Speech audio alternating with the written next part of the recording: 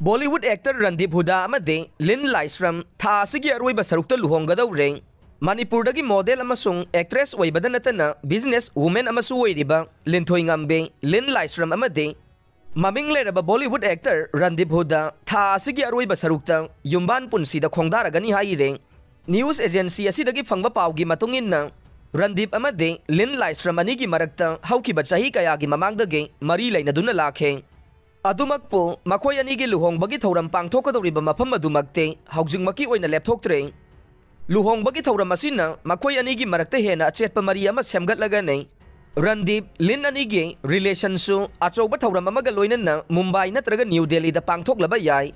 Panba yabade Lin Laisram ahanba oina Om Shanti Om da kumduna Bollywood ta khongdaba haukiba nei. Mahak New York ta based over jewelry brand Ozoro Jewelry Brand Ambassador suwaike. Maangna kumzali singani ni pandang silong da pangthokiba Miss Northeast da Manipur gi mahut sinduna saruk yabada ahanba runner up ki manalawke. Kumzali singani taraga marida National Award pangkraba. Omang Kumar na direction piba movie Mary Kom da bembem kaubi character amagi saktam langduna Priyanka Chopra ga kuminake. Mahakna makata na Rengun namade handakta release tawkiba Jane Jan gumba maming leraba movie sing da saruk yakhre.